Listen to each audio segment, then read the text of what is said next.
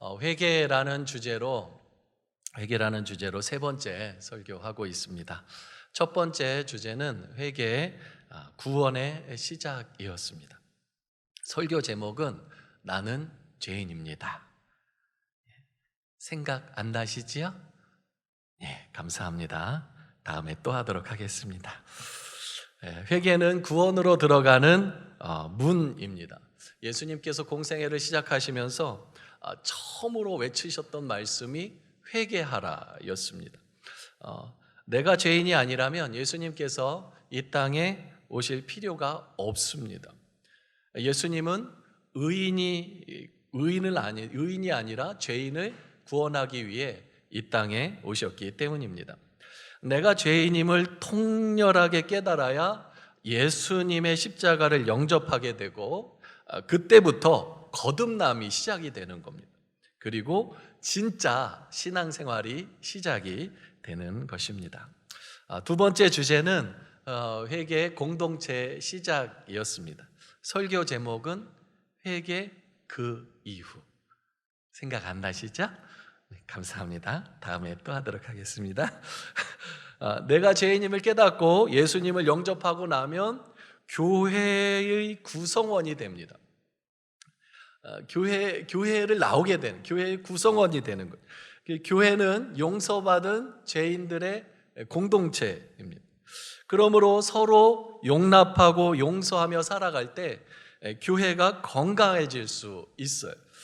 골로새서 3장 13절을 보니까 누가 누구에게 불만이 있거든 서로 용납하여 피차 용서하되 주께서 너희를 용서하실 것 같이 너희도 그리하라고 말씀하세요.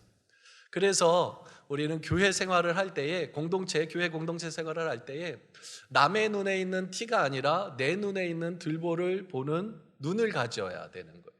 그리고 예수님께서 죄 없는 자가 돌로 치라는 그 음성을 우리 마음 가운데 늘 새기면서 우리 공동체, 교회 공동체의 다른 구성원들을 향해서 이해하고 용납하고 용서하면서 그래서 주님 오실 그날까지 우리 공동체를 정말 아름답게 세워가는 주인공이 되기를 소원합니다. 우리가 신앙생활하면서 주의해야 할 점은 이거예요. 용서받은 죄인들의 공동체인 이 교회의 정체성을 상실하게 만드는 겁니다. 그래서 교회 안에 정죄와 갈등, 교회 내부를 분열시키고요. 그리고 교회의 영적 권위와 질서를 붕괴시키려는 마귀의 시도가 교회 안에 끊임없이 계속되고 있습니다. 그리고 그런 사람들이 교회 안에 없으면 좋은데 있습니다. 또 그런 사람이 있다면 우리는 어떻게 해야 할까요? 가까이 하면 안 되죠. 오히려 그를 위해서 기도해야 할 줄로 믿습니다. 오늘은 회개의 세 번째 제자도 성화의 시작이라는 주제를 함께 생각해 보도록 하겠습니다. 설교 제목은 참된 회개와 제자도입니다. 그리스도인이라면 누구나 예수님 잘 믿고 싶어 합니다. 주일날 예배에 참석하는 모든 우리 교회 모든 성도님들은 아마 이 마음을 갖고 계실 겁니다. 나도 예수님 제대로 믿고 싶다. 또 수요 예배에 오늘 이렇게 참석하신 분들은 그 마음이 더 진하죠. 아닌가요? 진하죠. 그런데 문제는 잘 안 된다는 것입니다. 마음에는 원이로되 육신이 약해요. 실제 모습은 예배 시간 지각하고요. 예배 시간에 주무시고요. 유년부, 옆 사람과 잡담하지 마세요. 초등부, 고개를 드세요. 예배 시간이 잘 안 돼요. 그리고 예배 때 들었던 말씀이 예배당 문만 나서면 다 잊어먹어. 그래서 하나님 말씀과 상관없이 내 마음대로 살아갈 때가 많이 있습니다. 저의 모습이었습니다. 이렇게 된 원인은 내가 제자가 아니라 팬이었기 때문입니다. 카일 아이들먼 목사님이 쓴 팬이냐 제자인가, 팬인가 제자인가 라는 책을 보면 팬인지 제자인지 구분하는 설명이 나와요. 첫 번째, 교회 다니는가? 두 번째, 모태 신앙인가? 세 번째, 울면서 기도해 본 적이 있는가? 네 번째, 성경책이 집에 3권 이상 있는가? 다섯 번째, 지금 내 편에 찬송이 벨소리로 저장되어 있는가? 여기서 그렇다라고 대답해도 이것은 제자임을 나타내는 표시가 아니라는 거예요. 팬과 제자의 차이점이 뭘까요? 팬은 자기 만족을 추구하는 사람입니다. 팬이 된 것은 그 대상이 나에게 만족을 주기 때문이에요. 그 대상이 예쁘기 때문에 나에게 만족을 주는 거예요. 그 대상이 노래를 잘하기 때문에 나에게 만족을 주는 거예요. 그 대상이 연기를 잘하기 때문에 나에게 만족을 주는 거예요. 그 팬은 자기에게 만족을 주기 때문에 팬이 된다는 거예요. 그러나 제자는 그 반대예요. 그 대상의 만족을 위해서 자기를 변화시키는 거예요. 다른 말로 이런 거예요. 예수님 때문에 아버지를 용서했다. 예수님 때문에 담배를 끊었다. 예수님 때문에 외도를 일삼는 남편을 용서했다. 예수님 때문에 캄보디아 아이 2을 입양했다. 예수님 때문에 도박과 마약 중독을 이겨냈다. 예수님 때문에 장애를 가진 아이를 키워낼 수 있는 용기를 얻었다. 오늘 본문은 예수님께서 친히 말씀하신 제자도의 핵심입니다. 이에 예수께서 제자들에게 이르시되 누구든지 나를 따라오려거든 자기를 부인하고 자기 십자가를 지고 나를 따를 것이니라. 사복음서에요, 나를 믿으라는 말씀은 2군데 나와요. 요한복음에만 2군데 나옵니다. 요한복음 14장 1절과 11절입니다. 그런데요, 나를 따르라는 말은 사복음서에 12번 나옵니다. 마태복음에 3번, 마가복음에 2번, 누가복음에 3번, 요한복음에 4번 나와요. 마태복음 8장 22절, 9장 9절, 19장 21절 나를 따르라 말씀하세요. 마가복음 2장 14절, 10장 12절 나를 따르라 예수님 말씀하세요. 누가복음 5장 27절, 9장 59절, 18장 22절 나를 따르라고 말씀하세요. 요한복음 1장 43절, 12장 26절, 21장 19절, 21장 22절에 나를 따르라고 말씀하세요. 예수님은 나를 믿으라는 말보다 나를 따르라는 말을 6배나 더 많이 하셨어요. 그런데 우리는 예수님을 믿는 대상으로 여기는 부분이 훨씬 더 많아요. 예수님을 따르는 대상보다는 예수님은 믿는 대상으로 여기는 경우가 훨씬 더 많습니다. 이것이 우리의 믿음이 성장되지 않는 것이고 우리가 제자가 되지 못하는 이유입니다. 예수님을 따르지 않으니까 믿음의 성숙과 성장이 없는 겁니다. 그런데 예수님을 따르려면 어떻게 돼야 되냐면 자기 부인이 이루어져야 돼요. 근데 이게 안 되는 거예요. 제가 그랬어요. 분명히 내가 죄인임을 깨닫고 예수님을 영접해서요, 첫사랑이 시작됐어요. 그런데 신앙생활을 하면서 여전히 자기 부인이 안 돼요. 내 생각, 내 감정, 내 느낌 이대로 살아가는 거예요. 근데 오늘 성경 본문에 보면 베드로가 그랬어요. 내가 죄인이라고 고백을 하고 예수님을 따랐어요. 3년간이나 예수님을 따랐어요. 예수님이 이제 3년 3년 끝나지 말게 예루살렘에 올라가시겠다. 그리고 거기서 내가 십자가에 달려 죽을 것이다라고 말해요. 사흘 만에 부활할 것이라고 말해요. 베드로가 뭐라 그래요? 주여 그리하지 마옵소서. 아니 되옵니다. 막 항변했다라고 나와요. 분명히 예수님을 나는 죄인입니다라고 고백하고 예수님을 따르기 시작했는데 여전히 내 생각, 내 마음, 내 기준이 돼 있는 거죠. 그때 예수님께서 베드로에게 이렇게 말씀하셨어요. 베드로야, 네가 하나님의 일은 생각하지 않고 사람의 일을 생각하는구나 하면서 제자들에게 말씀하신 거예요. 그러므로 누구든지 나를 따라오려거든 자기를 부인하고 자기 십자가를 지고 나를 따를 것이니라. 나를 따른다는 것은 자기를 부인하는 것이다 라고 가르쳐 주고 있어요. 회개란 내가 죄인임을, 그래서 지옥에 가는 존재임을 깨닫고 내 죄를 대신 지신 예수님을 영접하는 것이, 거기에서 끝나는 것이 회개가 아닙니다. 더 이어져요. 그리고 회개란 죄인인 내가 그동안 잘못 살았던 것을 인정하고 깨닫고 인정하고 이제는 내 뜻대로 살지 않고 예수님 뜻대로 살겠습니다 라고 삶의 방향을 바꾸는 것도 회개입니다. 그러니까 회개 안에는 따름이 담겨 있어요. 그런데 저는 회개와 자기 부인을 연결시키지 않았어요. 그래서 자기 부인이 힘들었던 거예요.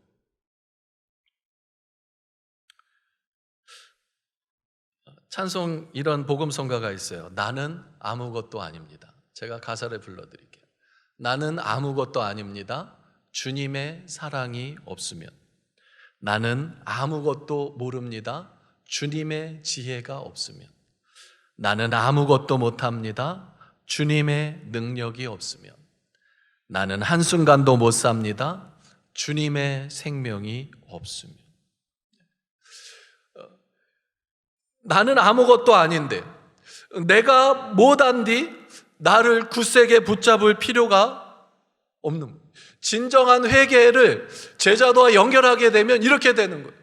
내가 아무것도 아닌데, 나는 죄인인데 무슨 내 생각, 내 감정, 내 느낌, 내 기분을 기준으로 삼을 수 있겠느냐 이거죠.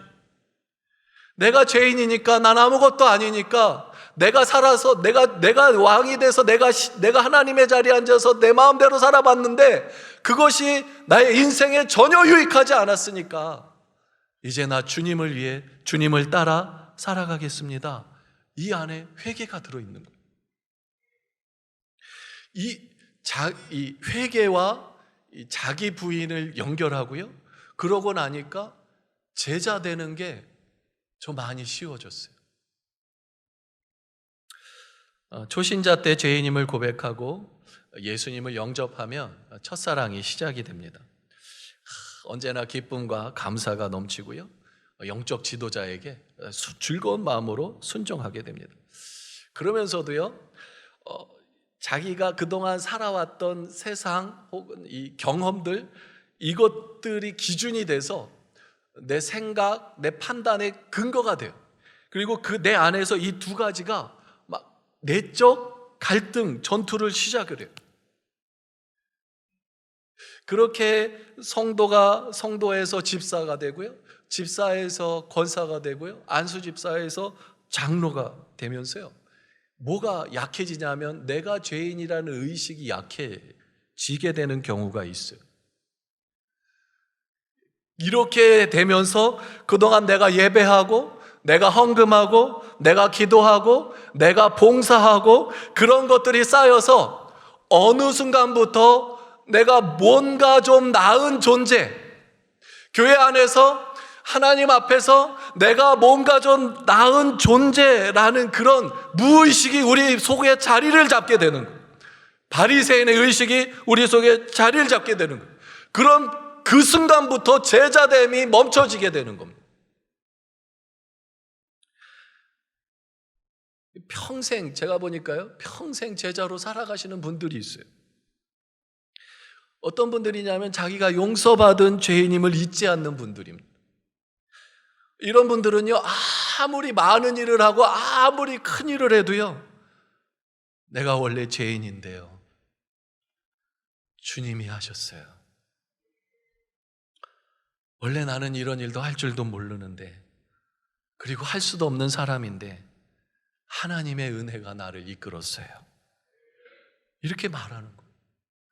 원래 나는 돈 있으면 쾌락에 쓰고 내 과시, 나 만족을 위해 쓰는 사람인데 하나님이 나에게 은혜 주셔서 건축한다고 하면 건축 헌금도 하고, 선교한다 그러면 선교 헌금도 하고, 하늘나라에 보물을 쌓아두는 사람이 되었어요 하고 하나님의 영광 올리는 그런 삶을 늘 살아가시는 분들이, 평생 폐지를 모으며 살았다고 하더라도 하나님 앞에서 이렇게 말하겠죠. 하나님, 저 힘들었어요. 추운 날이든 더운 날이든 날마다 나가서 폐지를 주어야 먹고 살 수 있었어요. 그래도 나 믿음 지켰어요. 그런데 하나님, 내 힘으로 못했어요. 하나님께서 붙들어 주셔서 다 여기까지 올 수 있었어요. 이 고백이 나오는 거예요. 가난한 사람이 교회 생활하기 쉬울까요? 부자가 교회 생활하기 쉬울까요? 기독교 역사 성경의 야고보에서도 나와요. 부자가 교회 생활하기 쉽다고. 왜요? 사람들이 환영해 주거든요. 부자는 어디를 가나 환영받아요. 그런데 가난한 사람은 언제나 환영받지 못해요. 심지어 교회 안에서도 그래요. 저는 누가복음 14, 16장에 나오는 거지 나사로가 정말 대단한 사람이라고 생각해요. 나사로가 죽어서 아브라함 품에 안겼어요. 이 말은 나사로가 끝까지 믿음을 지켰다는 거예요. 그러니까 천국 가서 아버지 아브라함 품에 안겨 있는 거겠죠. 왜요? 거지였잖아요. 정말 믿음 지키기 힘들었을 거예요. 누가 환영해 줬을까? 나사로가 교회 나오면 교회에서 환영해 줬을까요? 예수 믿어도 별거 없네?